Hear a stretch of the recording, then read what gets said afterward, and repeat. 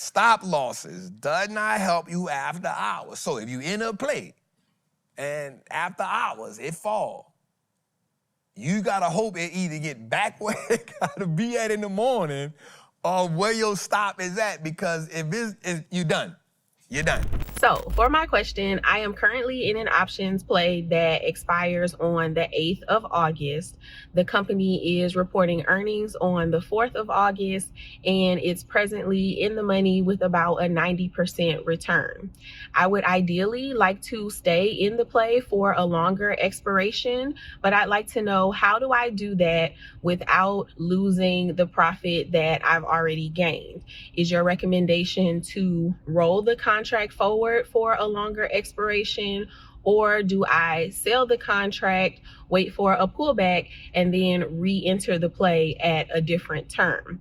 If your advice is the latter, then how do you determine when is the right time to re-enter the play, and what factors do you use to guide that decision? So a lot of people saying stop loss, stop loss, stop loss, stop loss, stop loss. I want y'all to understand this. In the options market, stop losses do not work after hours. I want you. So let's say this though. So one is stop losses do not work after hours. What that means is if you in the options play and they miss earnings and it drops $12, you got to eat that $12 unless it does something different when the market opens. But immediately when the market opens, it's going to stop you out. So the stop loss does not help you after hours. So just make sure you understand that, right? Stop losses does not help you after hours. So if you in a play and after hours it fall, you gotta hope it either get back where it gotta be at in the morning or where your stop is at, because if you're done. You're done. You're done. They only work during office hours. You know what I'm saying? 9:30 to 4. 4:01, stop loss cancel. What I would say is if you got one contract, so now because it expires August the 4th, no, earnings is August the 4th and it expires in August. So now you've entered that 30-day window. So now that means the theta is now on top of you. So any move it makes right now that doesn't go your way takes a bigger chunk out of your profitability, right? So a $2 move inside of, while that theta is on top of you, takes away a bigger chunk from your profit than it was if you was 45 or 60 days out. Does that make sense? Right? Because now you inside of that 30-day window, that theta starts to speed up on you. That's what I mean by it's on top of you. Whereas if you was 45 days out, then a $2 move wouldn't take that much, wouldn't take that much a chunk out of your bread, and you still have time to eat it back up. So because you inside of that 30-day window, I'm thinking like that's the thing. So what I would say, dude, is I will be honest with you, Queen. Man, if you up 90%, Queen, I'm not gonna lie, like I'm okay with you taking profits, right? Because you can go into earnings. All right, I got something even better for you. All right, so let's look at it like this. So the Queen is 90% up on her play, right? And they go to earnings on August 4th, and the play exits in August. So I'm guessing she within the 45-day window. So let's just say she's up $2,000, right? So let's say the current stock price is and I'm just throwing numbers out here so we, you know what I'm saying? So let's say the current stock price is 135. So here's a step. So those are steps right there. So let me move this so she can do that. So let's say she's up $2,000 on the play, and the current stock price is, we'll put up here, 135. So her stop loss can be, so let's say this is the, we'll say this is the 8th floor right here. Now, watch this. This is the 7th floor, but this is a half of, this is in between both floors. So this is 135, but the 7th floor becomes 130, but in between here is like 132.75. If it comes to 132.75, her stop would knock her out, right? And so let's say she go down from 90% to, let's say 86%, right? But because she's inside of the 30 to 45 day, she's got the theta on top of her. No, not playing games just like that, Queen. If you went to the 7th floor and it hit 130, instead of it being like 86%, you might go to 79% now. Because you inside of that theta zone, it may go to 79%. But if you knocked it out here at the 7.5, you only took that small loss. But because you put it here, if it goes from 35 to this next floor here is 140, then in the middle right here is like 138. You say, I'm gonna move my stop from 132, I'm gonna now move my stop to 135 or 138 because now I've made money. So if it drops to 138, you put your stop here. Now you're not at 90% no more. Now you probably at 92% because you went up. Does that make sense? So every step now is 150 and then you get a half. 155, then you get that half. 160, and then you get that half. 165, and then you get that half. So you will put your stop because you so far up, you want to do what's called tighten up your stop. Tighten up your stop, right? So there's a difference between a tight stop and a loose trailing stop. So your loose trailing stop, if you not that close to it, and because they go to earnings on August the 4th, and because you inside the 45 days, but let's just say you was 75 days out or 60 days out, you may say, I'm 90% up, but I'm 60 days out. So if it's at 139, I might don't put my stop at 135. I'm willing to put my stop at 130 because I got time. So that's a loose stop. Now you get your stop somewhere to breathe, but because you so deep in there, I personally would go tight on your stop or just say, I'm gonna just take some profit right here and then re-enter the play. I personally think that would be the best thing for you to do, right? We don't gotta gamble and we don't gotta be greedy. What I would say for you to do is just sell the one contract, sit on the side, and if you like the play, I don't want you to be attached to it, but if you see the play now give you another opportunity, then it makes a perfect time to get back in as long as you see the confirmation happen on the candle. So let's say you see something like this. So let's say you see a candle that look like this. I probably shouldn't even do this, but it is what it is. Let's say you see a candle look like that. That's a green candle, right? And then you see a candle maybe look like this.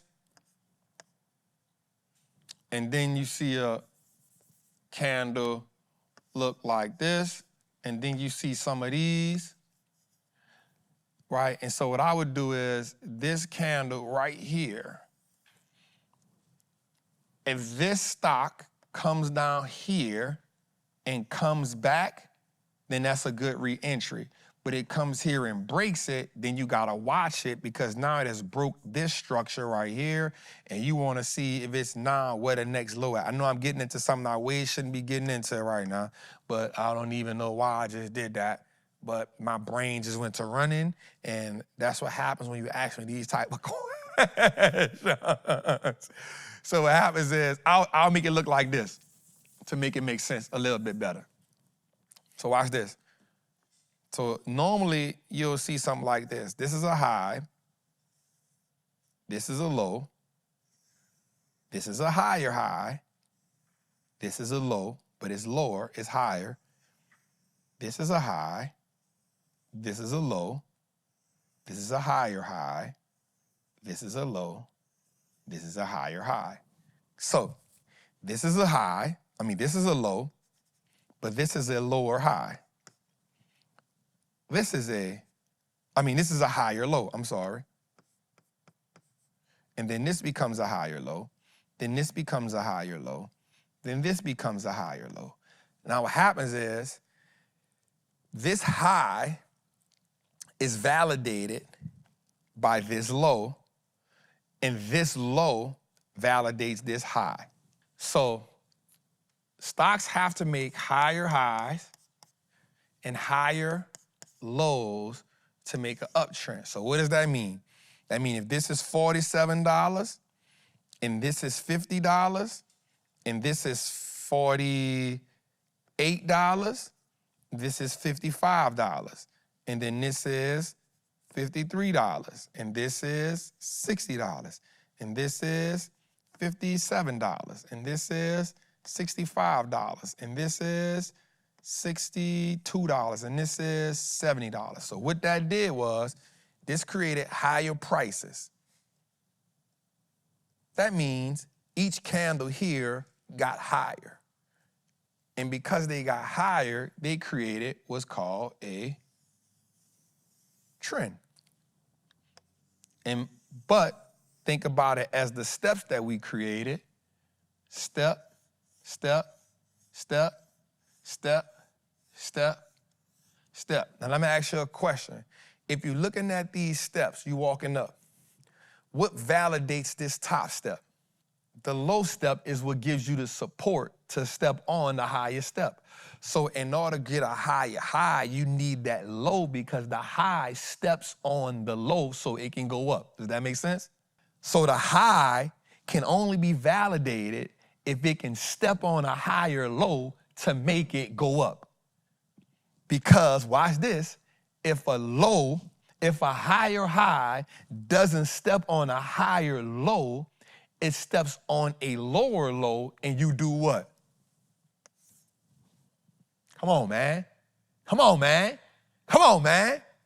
Come on, man. That's why we teach y'all this. That's why we teach y'all this. That's why we teach y'all this, right? So, watch this. These lows are essential because the high needs the low to step on. There cannot be a higher high if it has no low to step on. But the low has to be higher because if the low is not higher, then if it's a lower low, then the man falls off the cliff. If he falls off the cliff, he now creates a lower low. Let me make that make sense to y'all. So, and here's why I said this so the queen can make sense to you. So watch this. So now for me, what I love is this right here. This becomes what's called a BOS, break of structure. So this is a structure. So watch this. Remember we talked about the middle part of the step. Boom, up, boom, up, boom, up, boom, up, boom, up, boom, up, right? That makes sense. But watch this. Even though this high needs to step on this low, watch this part right here. This part is the spine. This is the structure part. Because watch this. When you think about steps going up, you ever think about the little slat that's in the middle that makes that the step is built on? Right? You ever think about that part? The part in the middle that the step is built on, which is this right here. This is what supports the higher high. Oh, come on. Watch where we about to go here. What? Come on, you know we coming with the break of neck, Anthony. Go ahead on, bro. You know where we coming at with that, bro. So watch this, y'all. Watch me. So watch this. So every break of structure solidifies that the high is strong. Every spine right there, Ant, you got on bad, Ant, because you're making me laugh, bro. Why would you say to break a neck? I'm trying to evolve, bro. So every part right here, this is the support for the next high. So watch me here. even though this low causes this high, you get this low, but get this high, this right here, break of structure supports it. Why? Because now this high broke that high. Okay, watch me here. Watch me here. This is what we gonna get jazzy at right quick. So watch this. If the market does this, which it normally will do, now I want you to watch something.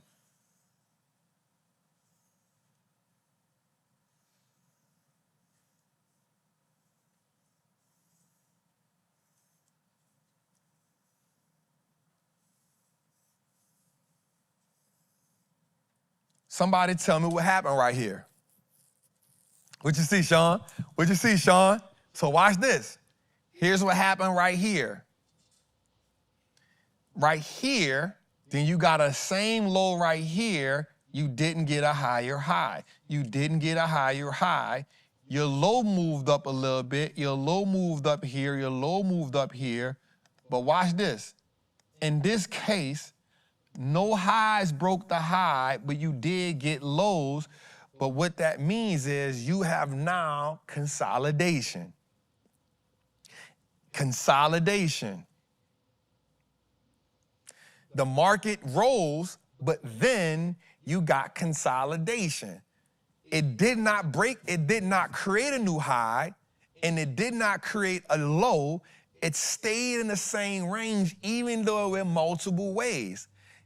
You are waiting for some type of confirmation to happen, which is you either need another high to happen, or, watch this, this is our low right here,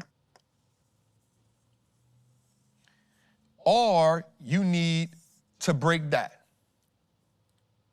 Now watch this. Once you break this is what they hear me talk about in the Patreon all the time. Once you break this, you have now broken the structure because you've broken this low. The next candle after here is important because you need to either, watch this, once you break a structure, the market will bounce back. You can always expect an impulse moves after it break, but then following that, you're gonna come down here. What happened here? You created a lower high. Somebody said it. You switched the structure, it went internal, and then once it broke, there you, come on. And that's it. So for the queen, what I would do is, and why I'm telling you is, if your stock does not break a structure, you wait for a pullback off an uptrend and you get right back into it because it's still telling you that we are going up. Even if it does this, you sit on the side and you wait for it either break the high or break the low and then confirm it.